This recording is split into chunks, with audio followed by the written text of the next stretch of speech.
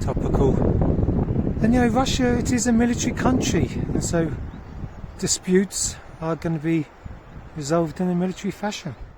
No point just repeating what you get anyway in the press, so I might as well perhaps look at things from the other side of the coin, if you like. Because really, for any dispute, there's always two sides of the coin, isn't there? And I guess this is no different. Kiev has been adopting a very anti-Russian stance in recent years. Russia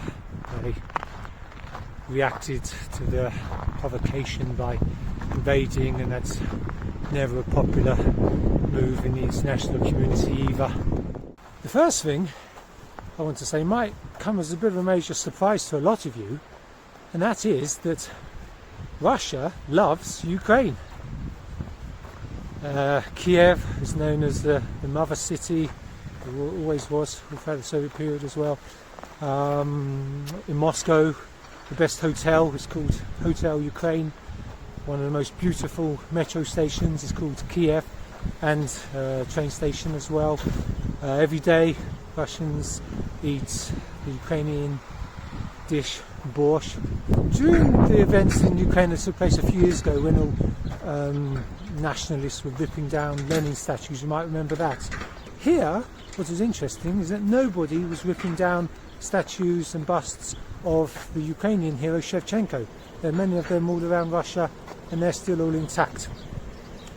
And as well, you know, most Russians have friends or family in Ukraine, and most Ukrainians also have friends and family in Russia as well. Russia and Ukraine have a long history together, at least 300 years, and any divorce between the two was never going to be an easy one. When these big countries, or what were big countries, split up into other countries, it can get very messy, as we all saw in the 90s when Yugoslavia broke up. And again, it's quite a complex situation in Ukraine, because half of the people of Ukraine are kind of Russian speakers. A lot of people in Ukraine are ethnic Russians. In the west of the country, people are Ukrainian and speak Ukrainian. In the east, it's more Russian orientated. So it's kind of like two countries in one, effectively. A lot of people in Ukraine, even those who consider themselves ethnic Ukrainian, may well speak Russian as a first language.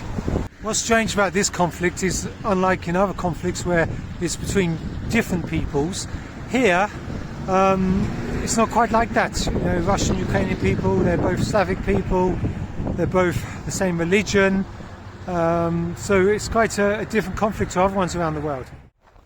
The crux of the problem is essentially this: Russia has been invaded by European countries on 3 different occasions in relatively recent history, and of course each time passing through Ukraine, because that's how you get from Europe to Russia. The most brutal of these invasions was of course the Nazi German invasion of 1941. 30 million lives lost.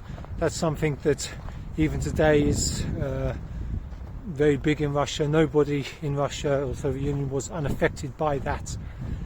And Russia has always been very keen that history shouldn't repeat itself, and has always been very worried or paranoid, however you want to put it, about any future invasions from Europe. And essentially that's what it's down to. You know, Ukraine is the buffer zone. A lot of Westerners, and unfortunately including Western governments, are completely ignorant to how important and how sensitive this issue is regionally. I think that if this had been given the necessary attention during the negotiations that have been going on for a few months previous to this, then the situation might have been able to be averted. It's very much a case of prevention being better than cure.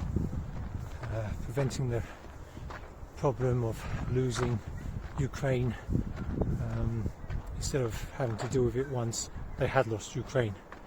I don't think there's any doubt. You've only got to look at the map to see that Ukraine, rightly or wrongly, whether you like it or not, is clearly in Russia's sphere of influence.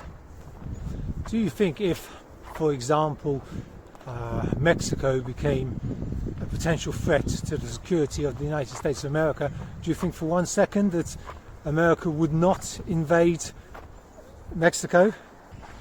These big countries that have strong military are from time to time going to use them. Otherwise there's no point having them in the first place, right? I saw that some Western governments seem to be encouraging their civilians to go to the Ukraine and join in the fight, which for me just seems highly irresponsible, because surely in any war you want as fewer civilian casualties as possible, not as many. So I hope that's given you more of an insight into the situation, or for those of you that's a bit confused about it all, how it all came about, maybe just helped to give you a little bit of a better understanding